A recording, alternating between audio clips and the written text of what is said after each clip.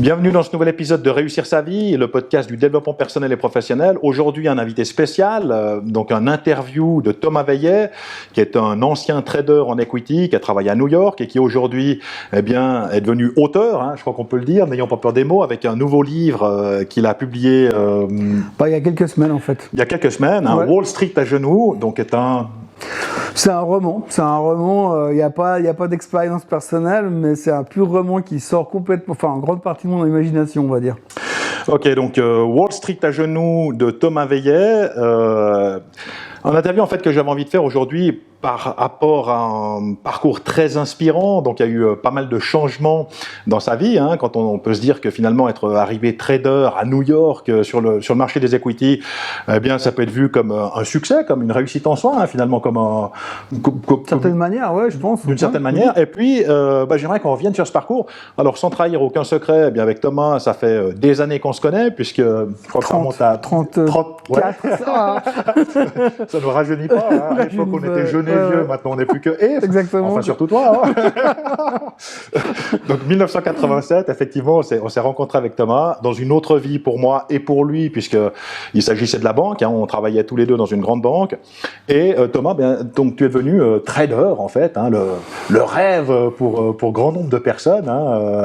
Ouais, je pense, pendant un moment, en tout cas. Ouais, donc, comment est-ce qu'en fait, tu es venu finalement cette décision déjà, travailler dans une banque et puis ensuite devenir trader? Je crois pas que c'est une décision. Je crois qu'à l'époque, moi j'ai un peu le sentiment que c'était un peu en désespoir de cause. N'ayant plus envie d'étudier, n'étant pas forcément ultra doué pour les études, j'avais un seul objectif. Moi je voulais voler. Je voulais être pilote d'hélicoptère. Ouais. Et donc je m'étais dit, je fais mon apprentissage. Après l'apprentissage, je fais ma licence de pilote et si tout va bien, je pars voler. Bon, ça s'est pas passé comme ça, mais ce qui se rapprochait le plus du cockpit avec plein d'instruments, c'était le multiple écran du trader. Donc du coup, la banque où on était à l'époque m'a permis d'aller assez rapidement dans ce milieu qui était pas du tout accessible, qui n'est aujourd'hui plus du tout accessible et qui à l'époque était déjà pas facile. Mais je me suis retrouvé très tôt à faire du trading, à gérer du risque, comme on dit. Et j'ai fait beaucoup de choses hyper intéressantes. Le seul problème, c'est que, en fait, tu te grilles relativement vite dans ce métier. Des fois, c'est fatigant. Et puis, le système bancaire, on va pas se mentir, il a un tout petit peu changé entre la fin des années 90 jusqu'à la fin des années 2010, on va dire. Ouais. Donc, beaucoup d'appelés, peu d'élus, parce qu'effectivement, il y a beaucoup de gens qui rêveraient de devenir trader. On voit le Loup de Wall Street ou des films, des films comme ça qui sont finalement assez caricaturaux, mais il finit en tôle quand même. Ouais. Mais qui représentent quand même assez bien ce milieu. En partie, oui. En partie. Enfin, on va pas cracher dans la soupe, disons. En tout cas. Ouais, non. Mais disons qu'effectivement, qui représente assez bien ce milieu du trading. Donc, tu pars à New York, tu travailles. Explique-nous un petit peu. Ouais, je suis formé à Genève. Je pars à New York pendant un peu plus d'une année. Je bosse sur le floor à Wall Street. Je bosse dans les grandes salles de trading. La dernière salle de trading où j'ai bossé à New York, on était 1200 personnes sur un one floor, donc c'est un hangar à avions rempli de traders pour symboliser la chose. Je reviens à Genève, je bosse dans des banques privées, dont une banque privée entre autres. Ensuite, je gère des fonds d'investissement, je gère des hedge funds, et puis je retourne dans le système bancaire et je deviens finalement advisor. Et là, je me dis, est-ce que réellement c'est une fin en soi? Ok. Et à un moment donné, donc, il y a plusieurs parcours, plusieurs passages de ce parcours en fait qui est très inspirant, que j'aimerais sur lequel on puisse revenir. Tu as parlé de pilote d'hélicoptère, donc qui était une de tes grandes passions. Je sais et je me souviens que tu as passé ta licence de pilote d'hélicoptère. Pourquoi pas avoir travaillé comme pilote d'hélicoptère en fait? Alors deux choses l'une. Déjà, la première chose, c'est que il y a très peu d'élus aussi, beaucoup d'appelés et peu d'élus, un peu la même chose. Décidément, tout se recoupe. Je voulais pas faire un truc simple. Voilà, donc je voulais voler, c'est un truc qui me venait depuis tout petit. Donc voilà, c'était vraiment un objectif. Je me suis dit, quoi qu'il arrive, je volerai. Donc j'ai fait, après l'apprentissage, j'ai fait ma licence, j'ai réussi ma licence de pilote, j'ai réussi ma licence de pilote professionnel, j'ai quelque chose comme aujourd'hui 700 heures. Et moi, je voulais voler en tant que professionnel. Je voulais pas faire ça pour m'amuser parce que d'abord, ça coûte énormément d'argent. Donc, du coup, voilà. Quand je suis arrivé à la fin de ma licence, pas de boulot. Il faut de l'expérience pour avoir un boulot. Pas de boulot, pas d'expérience, pas d'expérience, pas de boulot. Donc, bref, on tourne en rond. Et puis, j'avais le choix entre partir aux États-Unis, tout plaquer, et puis voler là-bas pendant des années en faisant des petits boulots pour éventuellement, peut-être, un jour faire quelque chose. Il se trouve que pour différentes raisons, j'ai pas fait ce choix. Et en même temps, la banque où j'étais m'a proposé un job qui était quand même aussi attirant, bien rémunéré. Enfin, il y avait des espoirs de rémunération très intéressants. Et donc, du coup, voilà, j'ai simplement renoncé à ça, sachant que ça serait très compliqué, puisqu'en face de moi, qui était passé par la filière privée, donc j'avais mis tout mon argent dedans, en face de moi, j'avais des pilotes qui sortaient de l'armée, qui avaient 5 fois plus d'heures de vol que moi, donc c'était déjà réglé, quoi. Ok, donc finalement, ça c'est quelque chose qui s'est réglé très vite. Tu voles encore aujourd'hui ou Non, je vole plus du tout. Ok, donc je vole quand j'ai l'occasion avec des copains en avion, en hélicoptère, mais j'ai arrêté au niveau licence et j'entretiens plus de licence parce que le côté privé m'intéresse pas. Voilà. Ok, donc c'était vraiment faire un métier. Absolument. Ça c'est pas. Complètement. Donc tu as choisi finalement une autre voie. Oui, par la force des choses, quoi. Le trading, c'était, comme tu l'as dit avant, il y avait quand même un côté, c'était pas n'importe quoi comme job. On avait un côté quand même, c'était extrêmement ludique. Franchement, moi, j'ai que des souvenirs où je me suis franchement marré dans ce boulot pendant des années. Et je crois que le moment où j'ai arrêté de me marrer, c'est là où je décidé de faire autre chose. Ouais. Alors, l'image qu'on se fait dans le public du trader, donc on voit un gars qui est assis sur une montagne de dollars et puis qui gagne royalement sa vie. Est-ce que c'est un mythe? Est-ce que c'est une réalité? Comment ça s'est passé pour toi? La montagne de dollars, elle est juste derrière. Non, il y a une partie. Non, on gagne très bien sa vie. J'ai très bien gagné ma vie en tant que trader. J'ai beaucoup gagné d'argent en traitant pour moi-même. J'ai beaucoup perdu d'argent en traitant avec moi-même. C'est là où on se rend compte que finalement le trading, c'est pas forcément une fin en soi. Mais il y a de l'argent dans ce milieu. Il y a des salaires qui sont assez élevés. Je me souviens que l'ascension d'ex-apprenti à trader confirmé, le salaire a été quand même multiplié par 4 ou 5, je crois, à la fin, donc c'était quand même assez conséquent. Quand j'avais des copains qui étaient médecins autour de moi et qui me disaient combien ils gagnaient, je ne sais même pas leur dire combien moi je gagnais. Donc du coup, il y avait ce côté aussi, par moment, en se disant, mais est-ce que vraiment c'est justifié? Bref, oui, on gagne bien notre vie. Dans certains milieux, on peut gagner très très bien notre vie. Effectivement, mais il y a toujours, on va dire, une espèce de double face, parce qu'en fait, on s'imagine beaucoup de choses, mais il y a franchement les gens qui touchent à la réalité où on gagne des millions de dollars en bonus, c'est pas tant que ça, et puis c'est pas à Genève surtout. Ok. Et, effectivement, donc c'est un petit peu ce mythe. Quand on n'a pas d'argent, on se dit que si on avait beaucoup d'argent, on serait heureux. Hein. Si j'étais gagnant au loto, alors je pourrais faire ceci, cela, etc. Et puis on sait, en tout cas moi je le sais, et je pense que tu en as fait aussi l'expérience, quand on a 500 000 balles, on veut 1 million, quand on veut 1 million, on en veut 2, quand on en veut 2, on en veut 5, 10, et puis finalement on a envie de devenir Jeff Bezos, et puis d'avoir 380 millions de dollars, 380 milliards de dollars, etc. Finalement il n'y a pas de fin par rapport à l'argent, c'est un chiffre, et puis s'il faut atteindre un chiffre pour être heureux, finalement ça devient quelque chose d'infini. Est-ce que c'est ton expérience ou pas du tout? Ouais, je suis assez d'accord. En fait on dit qu'il y a beaucoup de gens de notre génération qui sont devenus traders ou banquier à cause de Wall Street, le film Wall Street. Ouais. Et donc le tagline du film Wall Street, c'est Greed is good. L'avidité, c'est bon en fait. Ouais. Et c'est vrai que finalement, on a tous en ce moment, on se dit, je veux plus, je veux plus, je veux plus, je veux plus. Et mon dernier job bancaire, dans une banque de la place, je gagnais, je crois, je sais pas, par les chiffres, je gagnais 280 000 francs par année. Et je vais parler français, je m'emmerdais comme un rat mort. Et donc au bout d'un moment, c'est de dire, ok, je renonce à ça pour aller tenter autre chose. Donc j'ai quitté ce système pour aller au chômage, pour monter un nouveau projet. Donc je passe de 280 à 80.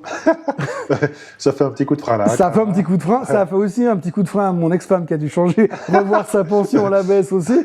Mais globalement, c'est vrai que sur ce coup-là, ça fait quand même un gros coup de frein. Ouais. Mais en même temps, le fait de partir sur un challenge, de partir sur un truc où on est tout seul à bord, on fait vraiment une tentative de construire quelque chose tout seul, c'est un truc qui n'a pas marché au début. Mais il y a ce côté émotionnel et ce côté motivant de tenter quelque chose.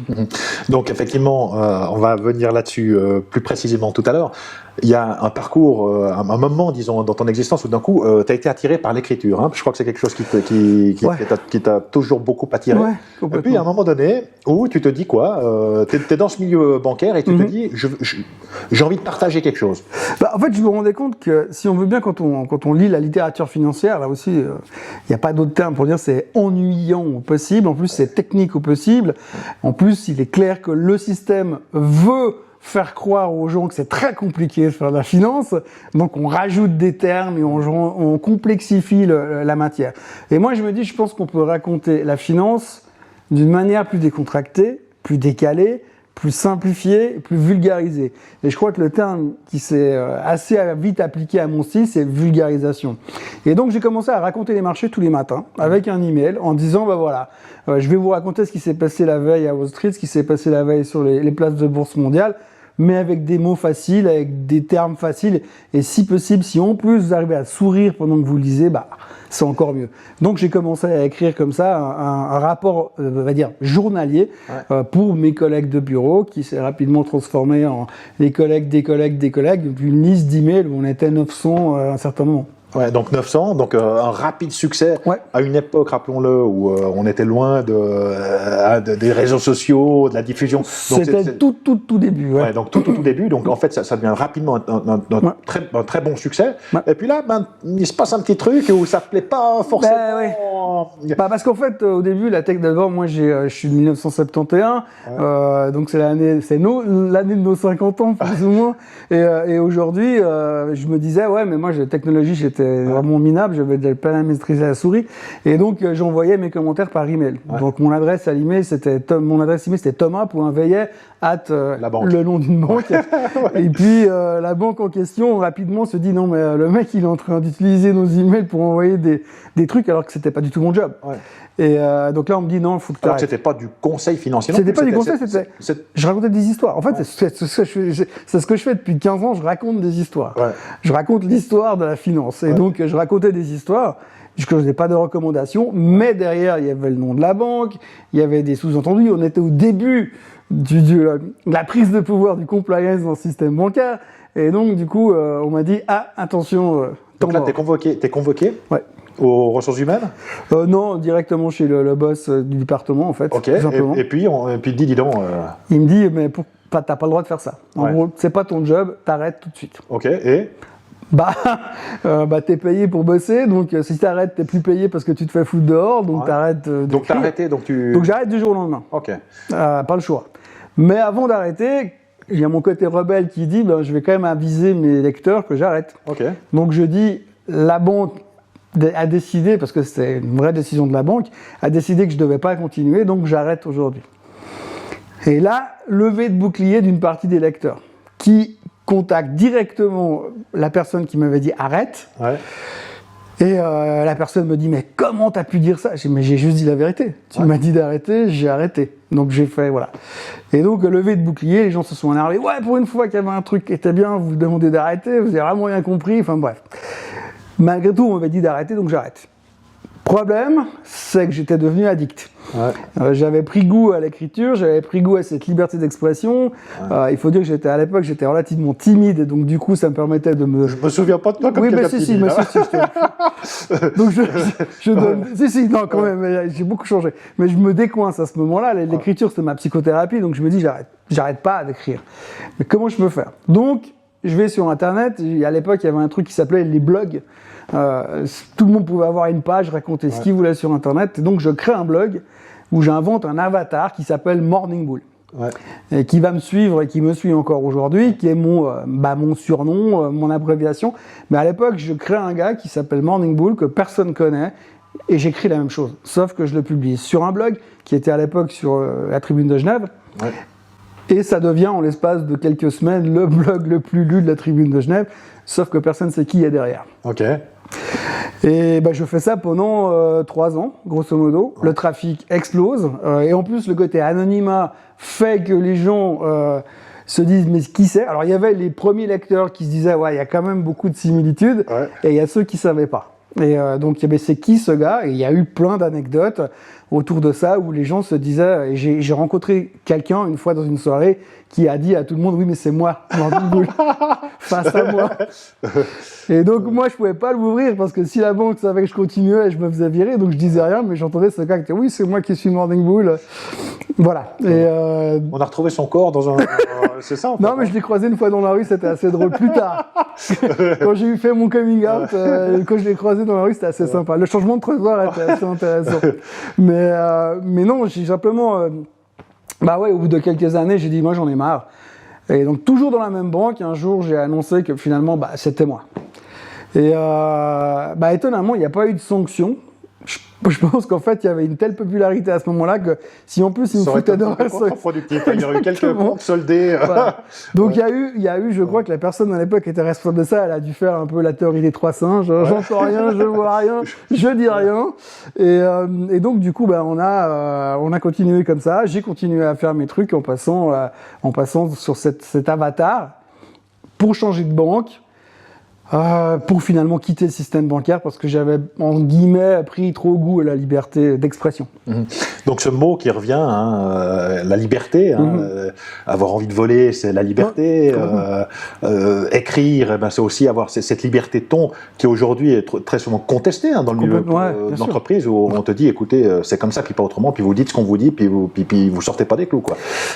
C'est un peu le carcan dans lequel tu te trouvais, quoi. Alors effectivement, si je reviens sur ma carrière, on a eu toute une période dans le système bancaire où franchement c'était vraiment Byzance, on se marrait, il y avait des super ambiances dans les salles de trading, il y avait des trucs vraiment sympas et tout d'un coup je pense que c'est dans les périodes juste avant la crise des subprimes 2007-2008, puis après pire encore évidemment, où on a commencé à serrer les boulons. Il y a eu Jérôme Kerviel. Il y a eu Kerviel, mais bon, Kerviel, c'est encore une autre histoire. Mais il y a eu pas mal de choses, évidemment. Mais il y a eu cette période, du coup, on a commencé à nous resserrer les boulons. Donc c'est quoi, contrôle de gestion Contrôle de gestion, compliance, plus personne devait rien dire. Pour donner un exemple, quand j'ai commencé à écrire, avant qu'on m'interdise, on m'avait dit, mais si tu veux vraiment l'écrire, il faut que ça passe par le compliance. Et ensuite, on peut publier. Okay. Alors, j'ai fait une tentative. J'écrivais 4 pages le matin. Une fois que c'est passé par le compliance, il restait 1 page. Et puis moi, ça, on peut pas dire. On m'avait viré des trucs, comme j'avais dit, bain de sang, du sang contre les murs, donc ça passe pas. J'avais dit du mal de George Bush, on peut pas. Enfin, donc à la fin, c'était le truc le plus plat qu'on pouvait avoir. J'avais un texte hyper fleuri, à la fin, j'avais plus rien. Et surtout, moi, tu t'es retrouvé avec la liste des valeurs recommandées, comme on lit dans les banques. Absolument, quoi. Alors que j'avais finalement je racontais simplement des histoires avec mon ton de trader et mon ton de, voilà, comme je te parle maintenant, quoi. Et donc, c'était assez drôle, c'est que moi, j'écrivais très tôt le matin et j'envoie ça au compliance à 7h15 le matin. Les mecs me répondent à midi. Alors, tu dis le commentaire du matin qui sort à midi, ça sert pas à grand chose, puis qu'en plus, c'était complètement massacré. Et donc, en fait, c'est qu'aujourd'hui, dans la banque, on a perdu tout courage. On est tous terrorisés de faire quoi que ce soit. Personne n'ose rien faire parce qu'on s'accroche à son job. Et donc, du coup, il n'y a plus d'originalité. Alors, tu parles de la banque, mais c'est partout pareil. Aujourd'hui, c'est le management par la peur. Exactement. C'est que si tu sors des clous, c'est le motto, c'est surtout pas de vague. Donc, le manager, il n'y a plus de courage managérial. Du reste, il n'y a plus de manager. C'est plutôt des courroies de transmission. Et je m'excuse pour les gens qui seraient managers. Je veux insulter personne. Mais effectivement, donc aujourd'hui, c'est ce contrôle de gestion, contrôle de la parole, contrôle de la pensée. C'est une pensée unique. Et il faut rester dans les clous. Et finalement, c'est un one size fits all. C'est tout le monde dans le même moule. Puis celui qui dépasse la tête, en général, on lui coupe. Tu le disais tout à l'heure, les valeurs recommandées dans les banques, par exemple, finalement, tout le monde recommande la même chose. C'est clair que le risque aujourd'hui de dire je recommande Apple, je recommande, je sais pas, Coca-Cola, oui, le risque il est extrêmement bas de recommander les gens le truc. Du moment qu'on sort des clous, on prend plus de risques, donc on n'aime pas trop prendre de risques. Donc qu'est-ce qu'on fait? On fait une recommandation avec une page de recommandation et 14 pages de disclaimer pour dire ah mais si jamais c'est pas de ma faute. Et donc voilà, on vient d'un milieu où finalement, c'est un peu le sentiment que moi j'ai eu à un moment donné dans ma carrière et c'est pour ça que je suis parti du système, c'est que je me suis dit, moi j'ai eu une période où j'avais le droit de courir dans les champs, et puis du coup on m'a mis une clôture mais qui était très très loin d'abord, puis après on m'a ramené la clôture et je me suis retrouvé dans un précaré de 2 par 2, puis on me dit attention, faut surtout pas toucher la clôture parce que sinon tu prends 220 volts dans les dents. Donc du coup, voilà, il y a un moment donné, c'est dire ok, je suis plus fait pour ça. Alors ça commence par je mets plus de cravate, ça commence par je veux plus ça, voilà, c'est de la rébellion, quoi. Donc oui, bien effectivement, mais il n'y a pas beaucoup de gens qui aujourd'hui ont ce courage finalement de s'affirmer mais quand tu dis rébellion, c'est même pas de la rébellion, c'est simplement le courage d'être soi-même, j'ai envie de dire. Bah ouais. À commencer par là, quoi. J'entends simplement par mettre le masque social finalement du métier dans lequel on est, et puis simplement se dire, moi je me souviens quand on a commencé la banque, il y avait une place pour la différence, on gérait des personnes. Tu dis effectivement, il y avait une bonne ambiance dans les services, ça marchait bien, les gens étaient motivés, on était fiers de quelque part de l'entreprise pour laquelle on travaillait. Et puis tout à coup, avec l'avènement de l'informatique, en tout cas moi c'est mon explication, ça a permis le contrôle de gestion, la mise sous processus, et puis finalement les gens, comme tu dis, le prêt s'est resserré. Puis aujourd'hui, c'est t'as fait combien de boulot, à quelle vitesse, comment ça se passe, etc. Et puis l'employé est forcément un voleur, c'est forcément un escroc, il n'y a plus d'autonomie, il n'y a pas de considération, il n'y a pas de reconnaissance, puis les gens n'arrivent pas à se reconnaître là-dedans. Donc effectivement, je pense qu'on est vraiment dans ce truc-là, et que c'est aussi la responsabilité individuelle de chacun, finalement, de se positionner à un moment donné, de dire, ok, mais je dis pas qu'il faut tout brûler, mais simplement dire, ok, on est d'accord de pas être d'accord à un moment donné. Bien sûr, mais c'est dur, parce que si t'es pas d'accord, ça veut dire que tu dois partir. Si tu dois partir, ça veut dire que tu dois remettre en question ta vie. Moi, je dis tout le temps, donc une frustration, c'est pas quelque chose de négatif, c'est simplement le signe qu'il y a un axe d'amélioration qui est possible. Bien sûr. Donc, j'ai une frustration, qu'est-ce qui me frustre, pourquoi ça me frustre, comment est-ce qu'on pourrait faire pour transformer ça? Et les gens qui sont dans les lignes de métier sont des spécialistes de leur domaine d'activité, ils savent exactement comment faire du bon boulot. Mais si on t'empêche de le faire, et c'est très souvent le cas aujourd'hui par la mise en place de processus, etc., il y a un moment donné où tu te sens trop à l'étroit, puis tu exploses. Alors, il y a des gens qui explosent ou qui font des burn-out, des dépressions, etc., parce que d'un coup, ils n'en peuvent plus. Et puis, il y a d'autres personnes qui sont moins nombreuses qui vont décider de faire quelque chose d'autre. Ouais. Petit aparté là-dessus, donc effectivement, tu commences à publier ça. Une chose qui m'intéresse, c'est par rapport à quelque chose qu'on rencontre chez la plupart des gens, en fait, c'est ce qu'on appelle le syndrome de l'imposteur. Donc, qu'est-ce qui se produit quand tu te dis, tiens, je vais écrire quelque chose est-ce que déjà, c'est quelque chose auquel tu étais confronté, le syndrome de l'imposteur, ou pas Oui, bien sûr, et je crois que je suis toujours confronté à ça. Parce que c'est vrai que je crois que le plus difficile dans tout ça, c'est de... moi, j'étais un trader, j'étais un financier. Et aujourd'hui, on me disait, mais quand on commence à m'intégrer finalement dans ce paysage médiatique, parce que c'est plus vraiment de la finance, les gens de la finance me parlent différemment parce qu'ils pensent que je suis un journaliste, les journalistes me parlent différemment parce qu'ils pensent que je suis un banquier, et donc finalement je suis entre les deux et je sais plus vraiment dans quel milieu j'appartiens. Et c'est vrai que moi je me sens pas journaliste, j'ai pas fait d'études de journalisme, je sais écrire ma manière d'écrire, faut pas me demander de faire du Molière, moi tout ce que j'arrive à faire c'est ce que j'écris aujourd'hui, ce que je produis.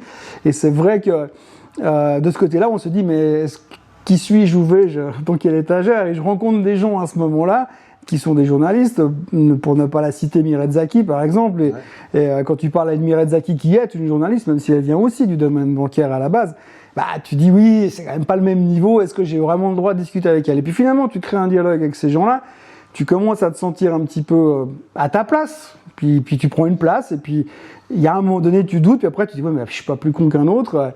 Tu vas à la télé, tu te trouves à l'aise devant une caméra, tu vas à la radio, ça te pose pas de problème d'exprimer tes sentiments, et donc tu évolues.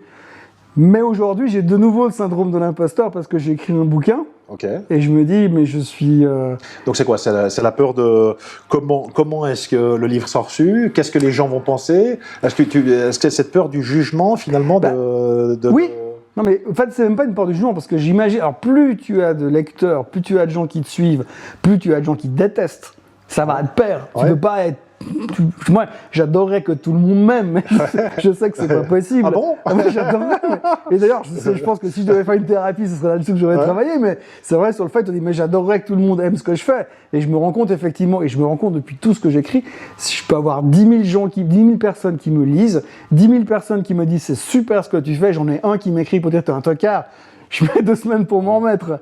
Donc quand je publie mon bouquin, quand je finis mon bouquin, je me dis mais qu'est-ce qui va se passer?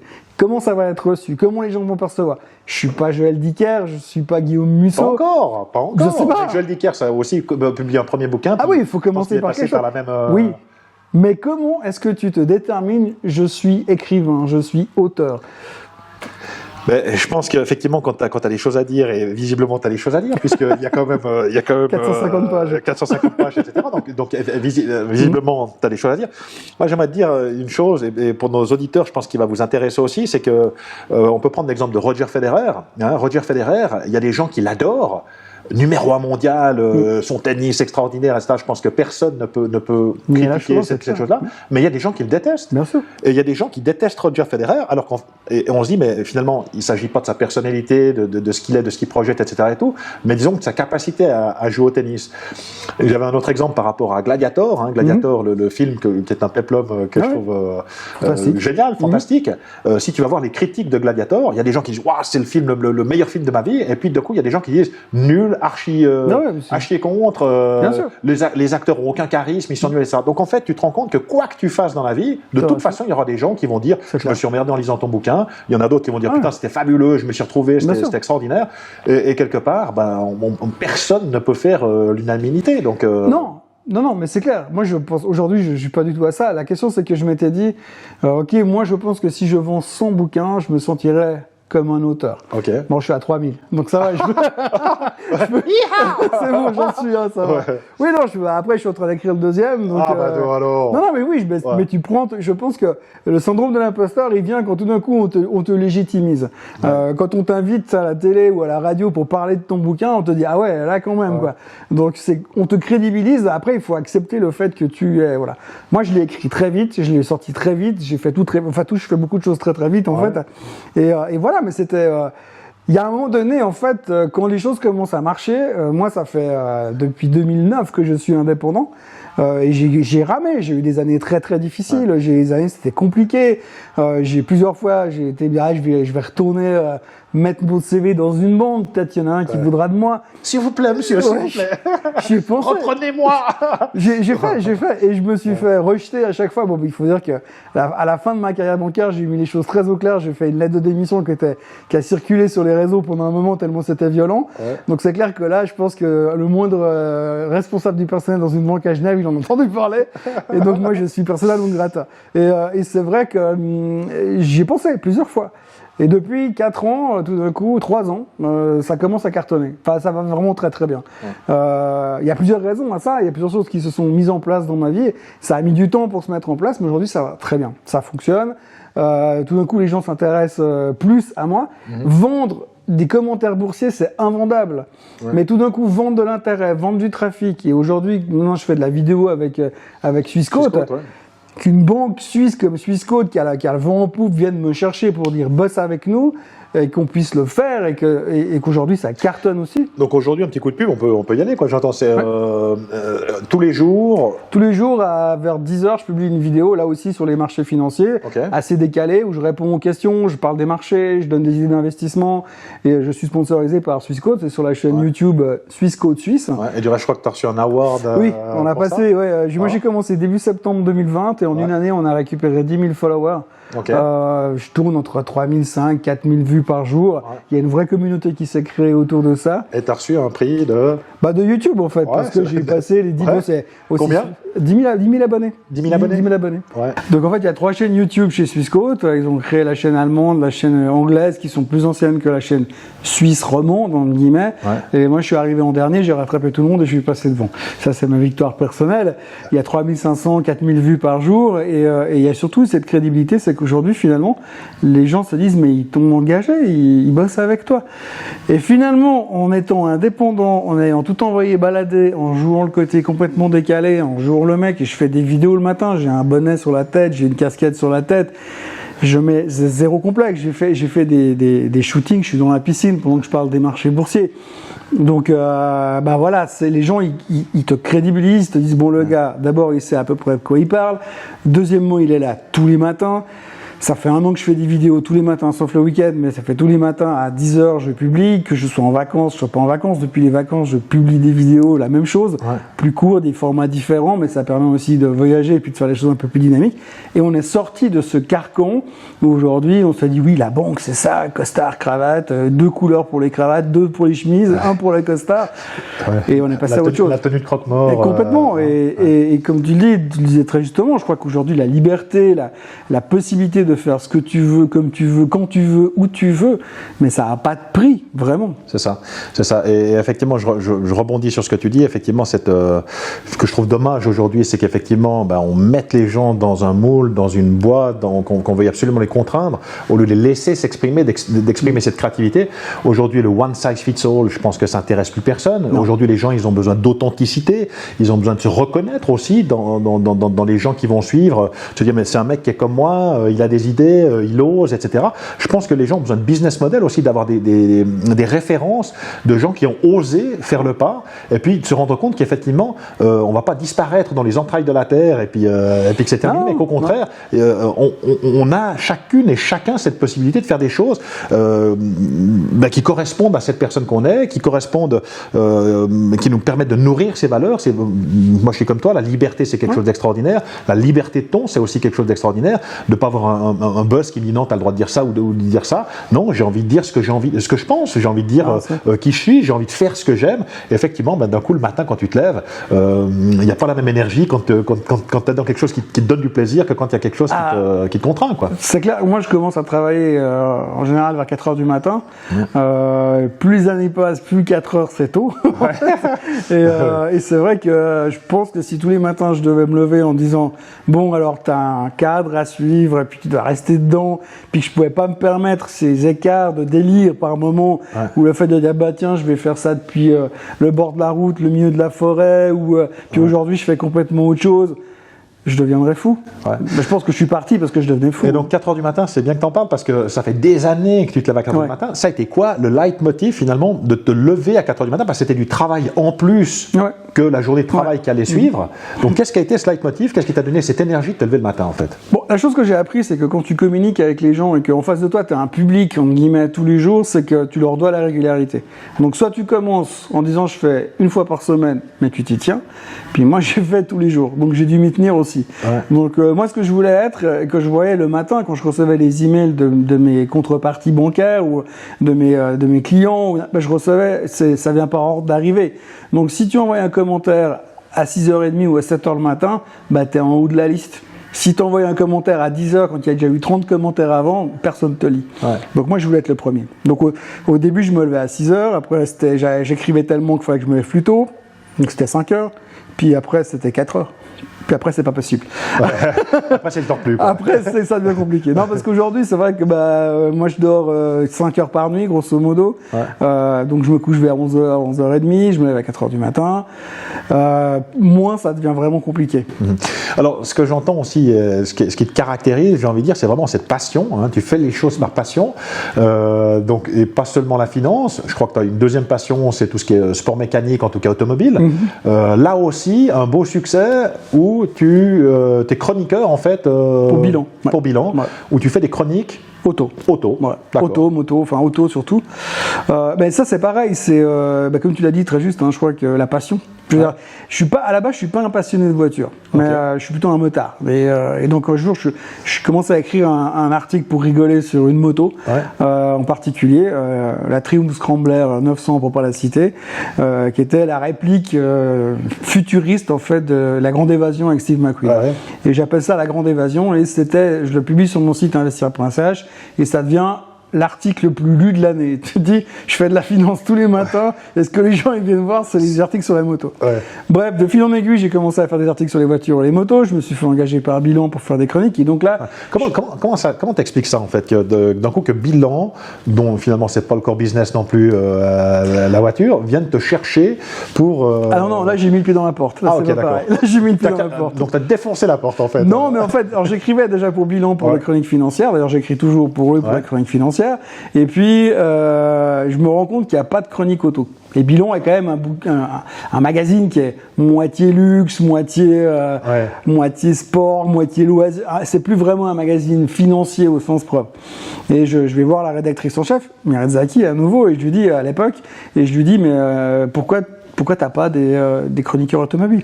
Parce que je trouve pas ce qu'il faut, blablabla. Je dis moi, je veux bien essayer. Et donc, je lui montre 2-3 articles et il me dit ok, bingo, vas-y. Donc, du coup, je deviens journaliste automobile. Et donc là, tu as accès à toutes les marques et les gars t'appellent, te disent tu veux essayer celle-là, tu veux essayer essayer ça, tu veux venir en event avec nous pour tester la nouvelle Ferrari. Oui, bon, d'accord. Donc là, c'est hashtag best job in the world. Je voulais ramener, je fais pas le plat, hein. Non, pas là, non. Si, il faut faire le plat. C'est le seul truc qu'on demande de faire, juste faire le plat. Et puis ça suce, hein. Et voilà, exactement. Mais donc, on te fait, tu sais, c'est best job ever. C'est le truc, alors, ça paye très mal. Mais par contre, c'est best job ever. C'est vraiment un truc fantastique et où on se marre, où on fait des trucs. On a encore ce côté hyper ludique où finalement les gens s'éclatent et peuvent faire encore des choses originales dans un environnement original. Et puis, toi, à l'époque, on nous invitait au restaurant, dans les banques. C'était normal. Mais depuis aujourd'hui, c'est devenu moche parce que c'est compliance, c'est pas bien, c'est de la corruption, faut pas le faire. Alors tout d'un coup, on se dit, la voiture, ils le font encore. La voiture, ils t'invitent à des events à l'autre bout du monde. Enfin, à l'autre bout du monde, j'ai eu l'occasion d'aller tester des Maserati au Maroc, des Aston Martin en Angleterre, des Ferrari sur ce Il cherche un copilote ou bien? Non, genre tout le monde me dit ça. C'est marrant parce que de nouveau, tu vois, j'ai la personnalité du mec qui fait de la finance depuis 30 ans, 15 ans de blog. On me connaît un peu pour ça. Mais là, depuis que je fais de la voiture, d'abord, j'ai beaucoup plus d'amis qu'avant parce que tout d'un coup, c'est vraiment le truc phénoménal. Tu vas dans une soirée où tu es invité. La première chose qu'on te demande, c'est si tu es vacciné. Puis la deuxième chose, c'est qu'est-ce que tu fais? Moi, je suis chroniqueur automobile. Ah bon? Et donc là, t'as plein d'amis. T'as plein de copains, quoi. Exactement. Quoi. Donc effectivement, Swissquote, bilan. Donc je fais chroniqueur financier, chroniqueur automobile, la télévision aussi. Donc t'es un habitué des plateaux de télévision. Et là, comment ça se passe de nouveau? Bon, là, c'est pareil. Je veux dire, à un moment donné, quand la télévision tout d'un coup, les médias, on va dire mainstream, quand tout d'un coup ils veulent parler finance, c'est soit qu'on a un crash boursier, soit qu'on a un crash boursier. Parce qu'en général, ils s'en occupent pas. Et donc tout d'un coup, ils ont besoin de quelqu'un pour venir expliquer ce qui se passe. Donc soit tu vas chercher un prof d'université qui t'explique ça avec la technique où tu t'effondres le sommeil assez rapidement, ou alors tu prends moi qui vais t'expliquer ça en décrivant les choses comme je te parle aussi de nouveau avec le style que j'ai. Et donc du coup, ils m'ont invité une fois, deux fois, trois fois. Il se trouve que je fais partie des gens qui ne se liquéfient pas devant une caméra quand on dit 300 000 téléspectateurs. J'ai vu ça en direct dans une émission de TTC où il y avait un invité qui était déjà terrorisé, puis le gars dit mais il y a juste 300 000 téléspectateurs. Elle vient verser derrière. Et tu dis voilà. Vite une page de publicité. Exactement. Alors c'était un soir d'été, le gars il transpirait, il coulait déjà de peur, et puis on lui dit il y a 300 000 téléspectateurs. Moi ça me fait rien. Donc du coup voilà, et puis au bout d'un moment tu crées des liens, puis ils voient que tu es fiable, que tu peux revenir, que tu arrives toujours à rebondir et puis que t'es jamais bloqué. Et puis voilà. Puis après ça paye pas. C'est du consulting, mais par contre c'est de la visibilité. Et la visibilité là-dedans, quand on t'invite sur un plateau de télé, quand on t'invite à la radio, les gens au bout d'un moment, voilà. Et ce qui est fou, la télévision, c'est que même si aujourd'hui c'est un média qui a quand même vachement changé, moi je sais que quand je vais à la télé, à TTC, au téléjournal, pendant l'année qui suit, les gens que tu croises pas tout le temps, ils te disent je t'ai vu à la télé l'autre jour. Oui, ça fait 9 mois. Et ils se souviennent encore qu'ils t'ont vu il y a 9 mois à la télé. C'est quelque chose. Complètement.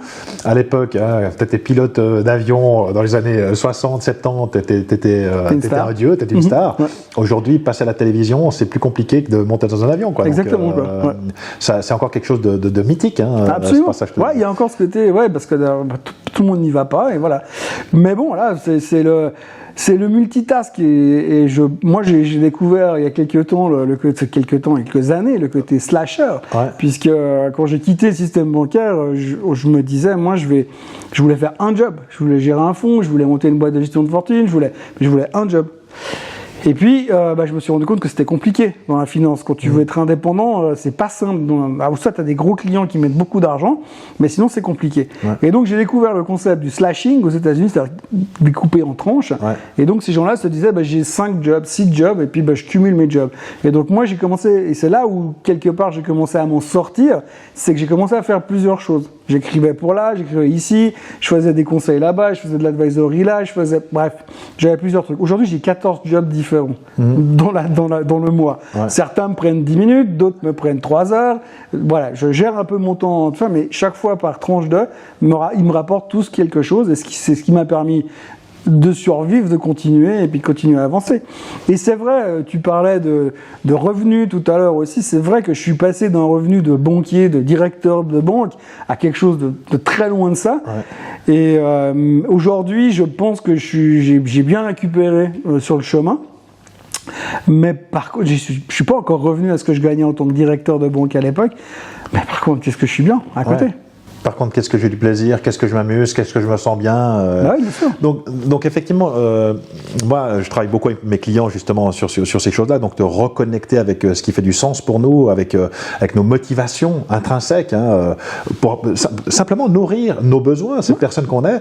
Et moi, le message que j'ai envie de transmettre aux gens, et peut-être tu as un conseil à leur donner, donc par rapport à la peur, donc comment est-ce qu'il y a eu des moments où tu as eu peur, parce que c'est ce qui tient un petit peu aujourd'hui le système, c'est que les gens ont tous peur de perdre leur job, peur du chef, peur de dire, peur de ci, peur de la fin du mois, etc. Donc est-ce qu'il y a eu des moments où tu as été saisi par la peur, et si c'est le cas, comment est-ce que tu as rebondi? J'avais la peur de devoir y retourner, revenir en arrière. Ah, c'est ça en fait. C'est ça la peur. Non, je veux dire, je crois que le fait c'est que quand tu as goûté à la liberté, à l'indépendance, à la capacité et la possibilité de vivre ta vie tout seul comme tu veux. Moi, je bosse beaucoup. Je veux dire, je bosse du lundi au dimanche soir, parce que je bosse encore le week-end. Je bosse pas 8 heures par jour le week-end, mais je bosse toujours un peu le week-end. Je bosse le matin. Je bosse très tôt. Il y a des journées, je fais 4 heures du matin jusqu'à 22 heures le soir, quasi non-stop. Et puis il y a des jours, je fais 4 heures du matin, 10 heures. Fini. Ça, c'est une chose que les gens n'ont souvent pas conscience. Donc aujourd'hui, il y a vraiment, j'ai l'impression, une tendance chez les gens de dire ouais, mais l'entrepreneuriat, c'est génial, c'est bestial. L'entrepreneuriat, effectivement, tu as plusieurs clients que tu vas devoir satisfaire. Déjà, il faut trouver les clients, et puis il va falloir satisfaire ces gens-là. Donc il y a une liberté. J'ai la liberté de choisir mes clients quelque part, dire non, ok, j'ai pas envie de travailler avec toi, j'ai envie de travailler avec toi. Mais disons qu'il va falloir trouver les clients, et puis il va falloir les satisfaire. Donc il y aura quand même des contraintes en horaire, délivrer le service qui a été prévu. Et puis le salariat, quelque part, tu n'as qu'un seul client, c'est ton patron que tu dois satisfaire. Donc quelque part, il y a un confort dans le salariat, la fin du mois, je ne me fais pas de soucis, ça tombe, j'ai pas de problème. L'entrepreneur, effectivement, comme tu le dis, du reste, tous les entrepreneurs le savent, c'est pas un boulot. On travaille plus en tant qu'entrepreneur que quand on était salarié. Oui, mais en fait, le problème, c'est la capacité de dire oui ou la capacité de dire non. C'est ça. Ou le pouvoir de dire non. Je pense qu'il y a une chose qui a quand même vachement changé, parce qu'on dit toujours oui, mais tu comprends, moi, l'entrepreneuriat, moi, j'ai mon salaire, je suis confortable. Mais c'est fini, ça. Ouais. C'est fini. Il y a des gars qui ont un salaire depuis 35 ans et qui pensaient que c'était tranquille, puis du jour au lendemain, pour des raisons XY, ils sont loin, puis il faut tout recommencer. Ouais. Donc ça, moi, je pense que cette théorie-là ne tient plus. Après, la deuxième chose, c'est vrai que quand on est entrepreneur, moi, j'ai appris l'habitude de dire oui à tout. N'importe qui vient me proposer n'importe quoi. D'ailleurs, tu m'as proposé une interview. Bon, je suis pas payé, mais j'ai pris tout de suite. Je prends tout ce qui vient. Je dis oui à tout, dans la mesure du possible. C'est yes man, quoi. C'est yes man, parce que déjà, tu sais pas. Là, j'ai accepté plein de nouveaux projets en me disant oui, ça me prend du temps, mais je sais pas quand c'est que ça s'arrête. Tous les gros projets sur lesquels je bosse depuis plusieurs années, ils sont là, ils sont pour l'instant pérennes, mais on ne sait pas ce qui va se passer demain. Donc du coup, je prends les choses au fur et à mesure. Maintenant, j'ai commencé à fixer des limites, c'est-à-dire que je me suis aussi fixé des limites. Je n'accepte plus de boulot qui sont moins bien payés que ça, parce que ça vaut pas la peine au rapport temps. Par exemple, il y a beaucoup de gens qui m'ont demandé est-ce que tu pourrais me former dans l'investissement. Il y a des gens qui voulaient m'engager comme prof de finance perso, comme coach perso de finance. Mais je peux pas. Je veux dire, si je passe 8 heures à expliquer la finance à quelqu'un, je devrais demander un tarif horaire absolument comme un avocat, pratiquement, pour pouvoir avoir que ça justifie mon temps. Et donc, du coup, c'est pas possible. Donc, je suis en train de préparer un autre projet qui sera une masterclass de finance, où finalement, il y aura 12 heures de vidéo. Les gens pourront payer pour voir ces 12 heures, mais ils auront, je pourrais démultiplier le boulot. Mais pour dire, le truc, c'est finalement d'apprendre à dire non et de gérer ton temps. Et typiquement, maintenant, je suis de plus en plus sollicité pour faire des conférences où les gens m'invitent pour parler des marchés, pour différentes choses diverses et variées. Et j'ai aussi appris à changer mes tarifs. C'est-à-dire qu'au début, je prenais tout ce qu'on me donnait pour n'importe quoi. Si vous me payez un verre, je viens. Maintenant, j'ai mis la barre plus haut. Et ça marche. Bon, d'accord, une bouteille, mais 2 Pétrus alors. Exactement. Donc, du coup, on change un peu les paramètres. Mais effectivement, je pense que oui, il y a ce confort. Il y a des fois, quand tu parlais de peur tout à l'heure, des fois, je me dis, si seulement j'avais juste un salaire et j'avais pas de questions à me poser. Ouais, certainement. Mais en même temps, c'est bien joli de le penser, mais je serais incapable de retourner demain dans une entreprise et puis recommencer à zéro. Quelqu'un me disait l'autre jour, on me disait, ah mais si les Swissquote ils sont contents de toi, ils vont peut-être t'engager. Mais non, mais surtout pas. Mais continuer à bosser en partenariat avec plaisir, mais m'engager, non. C'est cette liberté. Et effectivement, donc là, je rebondis sur une chose que tu dis, donc effectivement une masterclass. Aujourd'hui, il y a des nouveaux business models, donc avec l'avènement d'Internet, ça a permis l'éclosion d'une multitude de jobs en fait dans plein de choses différentes, et avec cette capacité de pouvoir travailler depuis n'importe où au monde, n'importe quand, etc. Et ça, c'est une liberté qui est absolument phénoménale, quoi. Toi, tu lis dans mes pensées, en fait. Mais c'est ça. Mais moi, je suis dans le même cas que toi. J'entends effectivement, bien sûr que je fais du coaching en one-to-one avec des personnes qui souhaitent travailler précisément sur elles, mais je me suis rendu compte qu'effectivement, après, les gens très souvent, aspiraient à avoir rapidement un petit résultat sur une petite problématique. Donc ça, c'est quelque chose que je peux faire parfaitement en ligne, où les gens ont une problématique. On retrouve finalement un petit peu toujours les mêmes problématiques chez tout le monde. On est tous confrontés aux mêmes soucis, aux mêmes challenges, aux mêmes défis dans la vie. Et puis d'un coup, que quelqu'un puisse te donner le raccourci, te montrer comment est-ce que tu peux passer à la prochaine étape de ta vie, ça te fait gagner un temps considérable. Et puis finalement, après, quand tu as tourné une masterclass, tu as fait une fois le job, c'est un one-off. Et puis après, disons que tu peux le scaler sur l'histoire. Et puis ça permet justement aux gens d'avoir un tarif qui est vraiment attractif, plutôt que si, comme tu disais, je dois te former en finance pendant 8 heures par jour, etc. et tout, il va falloir que tu payes beaucoup plus cher. Et il y aura très peu de gens qui auraient accès à ça, en fait. Mais surtout aussi, effectivement, je crois qu'il y a aussi quelque chose qu'on a tendance à oublier aujourd'hui. Enfin, moi, je l'ai découvert encore plus ces derniers temps. Donc, moi, je suis indépendant depuis 12 ans maintenant. Mais je vois surtout, par exemple, le Covid, cette période de confinement, m'a appris à me dire, mais j'ai plus besoin d'aller au bureau. C'est ça. Il n'y a même aucun intérêt à aller au bureau, pratiquement. Si ce n'est l'aspect social. Ouais, mais en vieillissant. Ouais. Non, mais c'est vrai que oui, effectivement, il y a l'aspect social, mais sur la forme, c'est que tu dis aussi aujourd'hui, pour moi, ça a changé les distances. C'est-à-dire que moi, aujourd'hui, je suis à 10 minutes du centre-ville, je me sens plus du tout obligé. En hélicoptère, En hélicoptère, À 20 minutes. Ou alors tu respectes pas les limitations. Je déconne. Dans les deux cas, je commenterai pas. Mais ceci dit, c'est vrai que tu es, t'as une demi-heure du centre-ville, mais j'y vais quasiment plus, parce que je me dis, je peux très bien le faire à distance. Et finalement, on parle toujours de gagner de gagner de l'argent, d'avoir un revenu suffisant. Mais en fait, si on se dit, si je me décale plus loin, ton revenu qui ne change pas, il va augmenter plus tu vas partir loin du centre-ville. Et parallèle, si tu vas beaucoup plus loin, je veux dire, moi je me lève très tôt. Donc mon rêve final peut-être un jour, c'est de partir faire la même chose en Asie, parce que du coup je me lève à la même heure que les autres.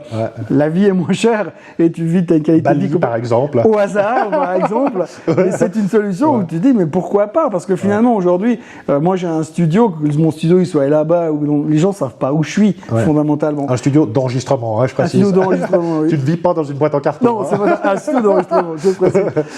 Et donc, du coup, c'est cet effet-là, ce sentiment-là, c'est de dire, aujourd'hui, on a la possibilité de faire beaucoup plus de choses qu'on pensait avant. Et la beauté de la chose, quand on est dans cette qualité d'indépendant, c'est j'ai envie de faire quelque chose, je le fais. Alors moi, je suis complètement d'accord avec toi 100%. Moi, ça fait 5 ans seulement que je suis indépendant, mais effectivement, pour moi, la chose la plus importante, c'est mon temps. C'est comment est-ce que j'habite ma vie. Qu'est-ce que je fais? Est-ce que je fais les choses parce que je dois les faire, puis que finalement, je suis tout le temps dans le on doit, il faut, ou bien est-ce que je fais les choses, tiens, comme tu dis, on me propose un truc, yes man, ok, j'y vais, je le fais, j'essaye. C'est extraordinaire. Avec les réseaux sociaux, moi, comme toi, j'ai une personne qui m'a contacté et qui souhaitait aussi travailler avec moi. On est en train de développer du business ensemble, etc. C'est extraordinaire. Donc, ça veut dire qu'en fait, le monde n'est qu'une série d'opportunités. Et ce que je trouve dommage pour certaines personnes, c'est finalement de ne pas se donner cette opportunité d'essayer, quoi. Ok, vas-y, essaye. Moi, je prends tout le temps l'exemple, j'aime bien cette analogie. On a tous appris à marcher, on est tombé 1000 fois. 1000 fois on est tombé. Et pourtant, on sait tous marcher. Et tout à coup, il se passe un truc, quand tu arrives à l'école, on te maraboute, on commence à te dire qu'en fait, l'échec, c'est minable, c'est pas beau, c'est caca, etc. Et tout. Et puis, les gens n'osent plus rien entreprendre. Alors que quand on n'entreprend rien, c'est simplement qu'on est dans sa zone de confort et puis qu'on n'apprend rien du tout. On n'est pas en train de progresser, on n'est pas en train d'évoluer, on est en train de rien faire, quoi. Mais je prends l'exemple qui est d'actualité pour moi, c'est d'écrire un bouquin. Moi, j'écris des chroniques depuis 15 ans. je fais 4 pages par jour, écrire des chroniques et écrire un bouquin de 450 pages, c'est pas tout à fait la même structure. Et je me suis dit comment je vais faire. Donc j'ai lu, écouté, été sur internet, je me suis documenté, j'ai suivi des masterclass d'écriture pour essayer de comprendre comment les gars fonctionnaient. Et un matin, je me suis mis devant mon PC et je dis ok, maintenant j'écris 5 pages par jour. Ouais. Et j'ai commencé le 27 décembre 2020 à écrire ce bouquin. Ouais.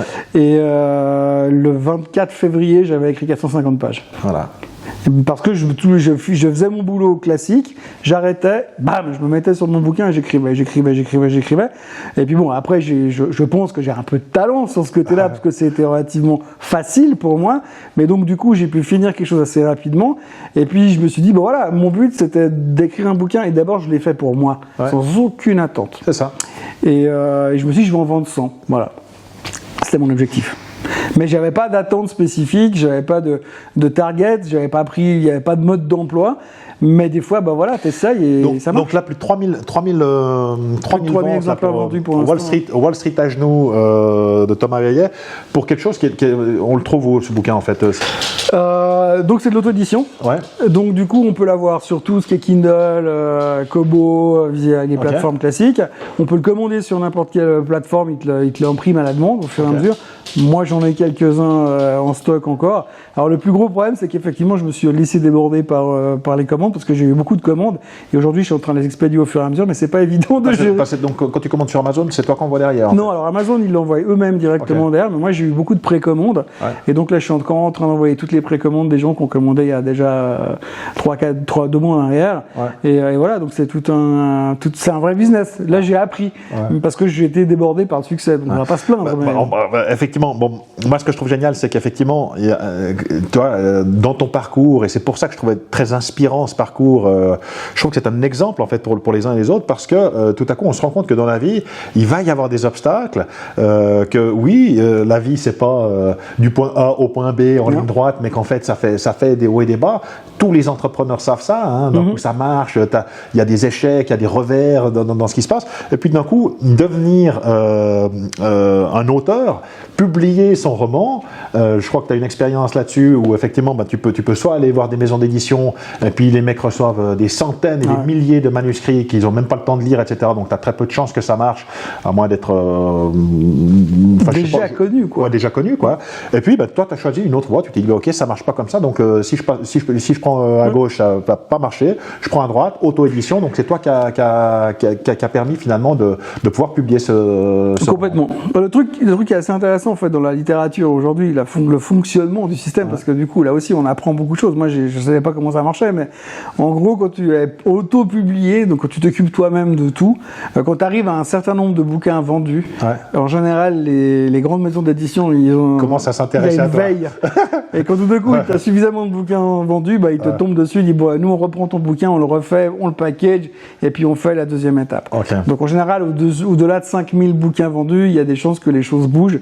Et je touche du bois, on verra bien, mais sur la forme c'est l'idée d'aller plus loin derrière. Donc là c'est nouveau contrat, quelque chose Alors là aujourd'hui moi je paye vraiment pas cher l'impression, donc j'ai une marge relativement conséquente sur le bouquin.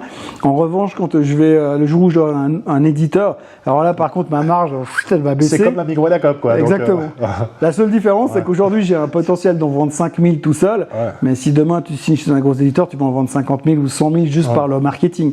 Donc du coup ta marge elle est démultipliée, elle est baissée, mais elle est redémultipliée par le volume.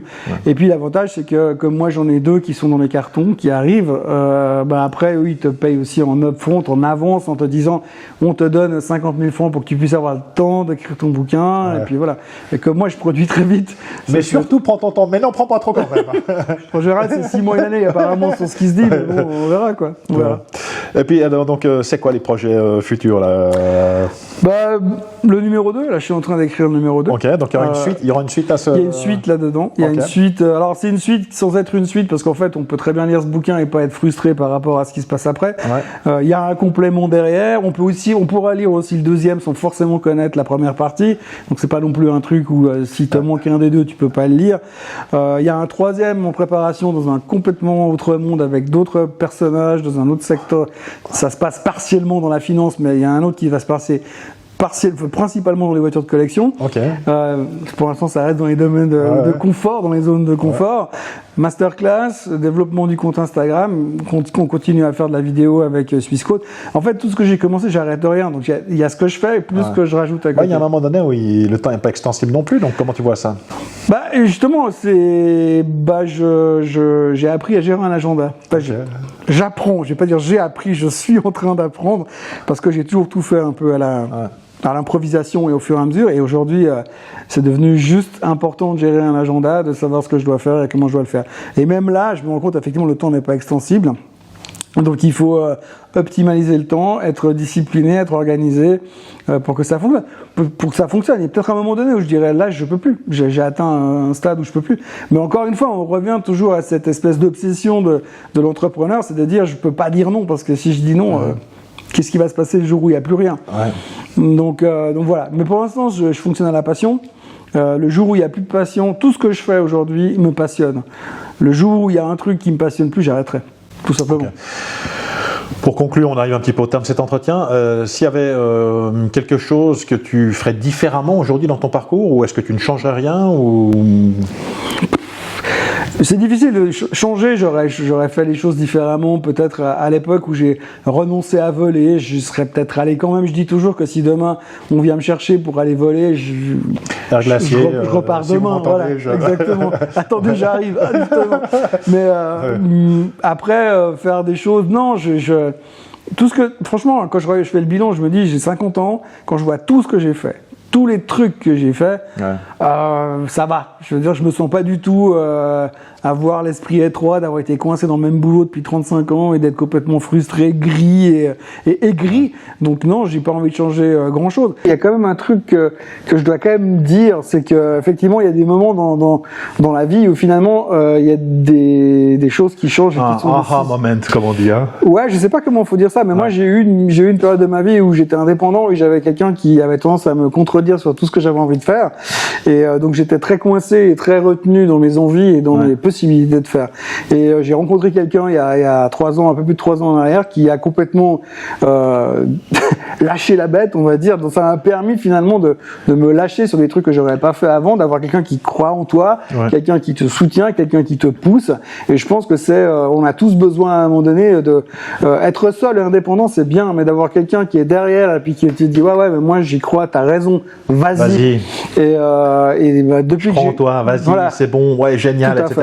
D'être encouragé. Complètement. Quoi. Ouais. Et depuis que j'ai rencontré cet ange gardien, cette Angèle gardien, elle m'a complètement boosté mon envie de faire des choses et ça, beaucoup de choses qui étaient dans mes cartons, dans ma tête, se sont débloquées, se sont développées pour aller plus loin et tout fonctionne. Et je dois dire que j'ai beaucoup galéré pendant une période de ma vie et quand elle est arrivée dans ma vie, tout a changé. Et aujourd'hui, j'ai envie de dire à celles et ceux qui nous écoutent qu'effectivement, donc l'entrepreneuriat, très souvent les gens disent ok, j'ai fait mon business plan, j'espère qu'en 6 mois ça va démarrer, etc. et tout. La réalité la plus compliquée, c'est que les choses, Rome ne s'est pas fait en un jour. Donc c'est la constance, c'est de recommencer, de remettre le travail sur le métier, qui permet finalement d'avancer petit pas.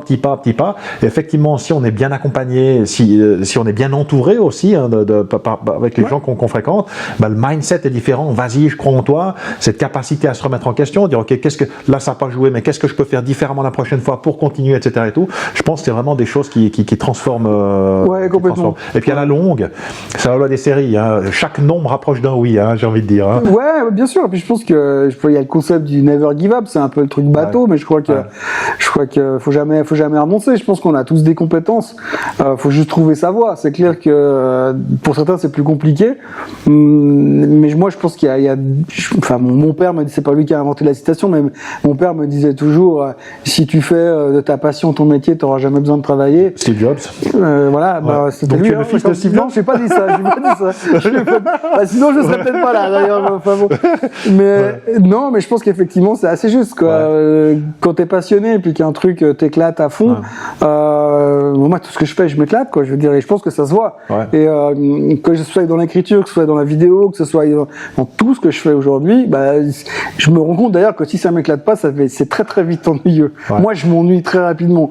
Et donc c'est vrai que quand je suis quelque part où je dois aller pour des trucs où c'est obligatoire, ça me rend fou. Et donc voilà, c'est un chemin de vie, mais je pense qu'il faut juste croire en soi, essayer de développer ses qualités et puis d'aller de l'avant. Une citation que j'aime bien aussi, c'est dit, mais si tu ne crois pas en toi, alors qu'il fera. Ça c'est clair. Donc c'est clair que si déjà toi-même tu crois pas en toi et tes capacités, moi il y a une autre citation de Henry Ford qui dit dans la vie il y a deux types de personnes, il y a ceux qui croient qu'ils peuvent le faire et ceux qui croient qu'ils ne peuvent pas le faire, et dans les deux cas ces personnes ont raison. C'est clair que ça paraît une lapalissade, mais si je ne crois pas en moi, et puis j'essaye même pas, puis si d'un coup je me dis ok je peux le faire, ça va le faire, etc. et tout, alors j'essaye puis je trouve des solutions. Donc, exactement. Non mais c'est clair.